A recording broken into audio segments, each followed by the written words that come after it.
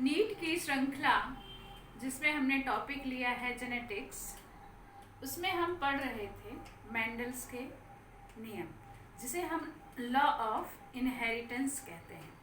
उसमें से हम 2 नियमों को समझा चुके थे, जिसे हमने एक संकर क्रॉस की सहायता से समझाया था। मेंडल ने जो 3 नियम दिए हैं, उसमें से पहला नियम है प्रभाविता का नियम और दूसरा नियम है पृथक्करण का नियम। इन दोनों नियमों को हम एक संकर क्रॉस से आसानी से समझा सकते हैं। अब हम तीसरा नियम ले रहे हैं, स्वतंत्रता के अपव्यूहन का नियम, लॉ ऑफ इंडिपेंडेंट असॉर्टमेंट। इसे हम द्विसंकर क्रॉस की सहायता से समझा सकते हैं। यह नियम यह कहता है कि यदि हम एक ही जाति के 2 पौधों को 2 जोड़ी विपर्यायी लक्षण या उससे अधिक यदि हम लेते हैं तो कारकों की संख्या में वृद्धि हो जाती है।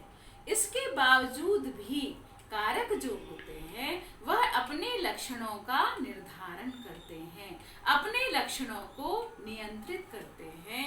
कोई भी कारक जो होता है अब वह दूसरे कारक से स्वतंत्र होता है, उससे वो कभी जुड़ा हुआ नहीं होता है और अपनी पहचान को वह बनाए रखता है, अपने अस्तित्व को वह बनाए रखता है। कभी भी एक कारक के जो लक्षण होते हैं वह दूसरे कारकों पर निर्भर इसके लिए नहीं होता है। वह अपने लक्षण का निर्धारण पीढ़ी दर पीढ़ी स्वयं करता है। एक कारक की जो लक्षण होते हैं उसकी वंशागति जो होती है वह दूसरे कारक पर निर्भर नहीं रहती है। तो जब भी गैमेट का फॉर्मेशन होगा, चाहे कितने भी कारकों की संख्या हो, प्रत्येक कारक अपनी आइडेंटिटी को, अपनी पहचान को, अपने नियंत्रण को बरकरार रखता है और पीढ़ी दर पीढ़ी अपने लक्षणों को ले जाने का कार्य करता है, उसे स्थानांतरित करने का कार्य करता है। कभी भी 2 जीन जो है वह एक साथ एक गैमेट में प्रवेश नहीं करते हैं। तो इसे हम कहते हैं स्वतंत्रता के अपव्यूहन का नियम। तो इसे हम द्विसंकर क्रॉस की सहायता से समझा सकते हैं। हमने लिए हैं 2 पौधे जिसमें हमने लक्षण लिए हैं, बीज के 2 लक्षण, गोल बीज एवं पीले बीज और दूसरा है झुर्रीदार एवं हरा बीज। तो एक रंग का लक्षण लिया है और एक बीज किस तरीके का है, गोल है या झुर्रीदार है, ये हमने 2 जोड़ी लक्षण यहाँ पर लिए हैं। ये प्रभावी लक्षण है और ये अप्रभावी लक्षण है। ऐसे लक्षणों वाले जनकों का हम आपस में क्रॉस करवाते हैं। तो यहाँ गैमेट हमने लिया, हमने यहाँ प्रदर्शित करा है capital R, capital R, capital Y, small r, small y। R मतलब राउंड लिया है, गोल, और Y मीन्स येलो, पीले बीज लिए हैं। और इसी लेटर पर आधारित हमने ये लेटर भी लिया है। चूंकि ये अप्रभावी गुण है इसलिए इसी का स्मॉल लेटर हमने यूज किया है, स्मॉल r, और Y का स्मॉल लेटर है स्मॉल y।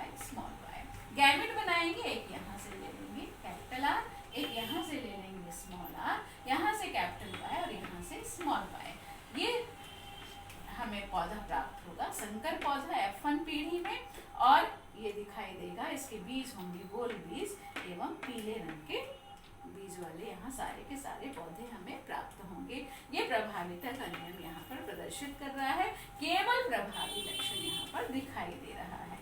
अब यह जानने के लिए कि और जो लक्षण हैं वे कारक, उन कारकों ने अपने आप को प्रकट क्यों नहीं किया है, तो उसकी स्वतंत्रता को जानने के लिए, उनके लक्षणों को देखने के लिए आगे हम क्रॉस करवाएंगे। यहाँ पर हम सेल्फ पॉलिनेशन करवाएंगे। सेल्फ पॉलिनेशन हम F1 के जो पौधे प्राप्त हुए हैं उनके बीच में करवाते हैं। तो हम गैमेट बनाएंगे सबसे पहले, capital R, capital Y, capital R, small r, capital Y और स्मॉल r, स्मॉल y। 4 हमें गैमेट्स मिले।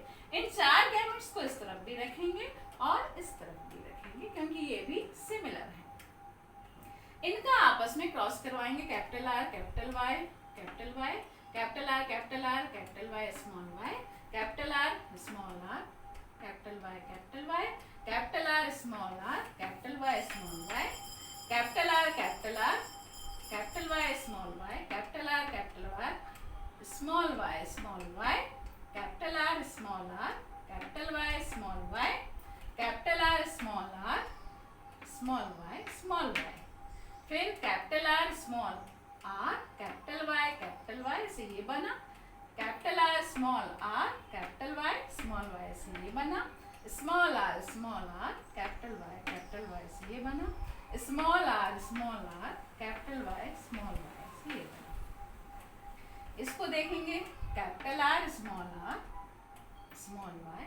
वाई से ये बना, small R capital Y small R capital Y ये बना, स्मॉल वाई।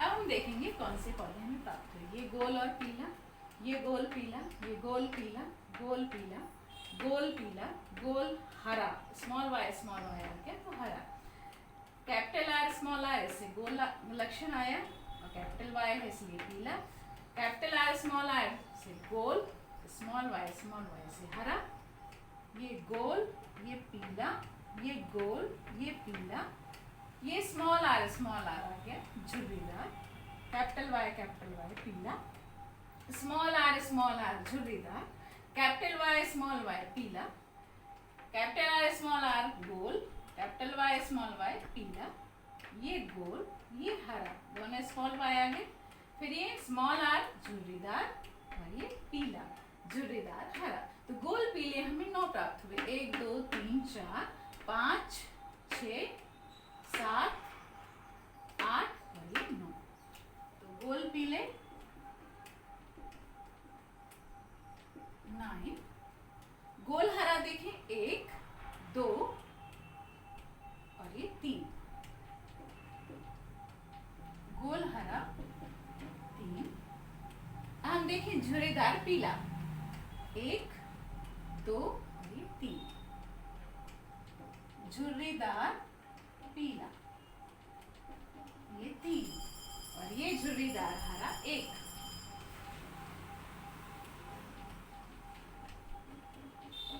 तो इस तरह से हमें यहाँ रेशियो मिल रहा है 9:3:3:1।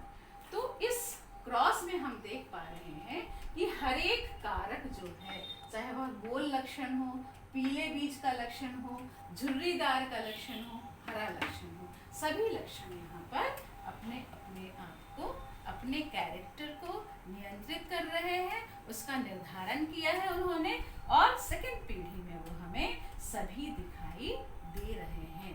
कहने का अर्थ यह है कि 2 विपर्यायी लक्षण ले लें हम, 2 जोड़ी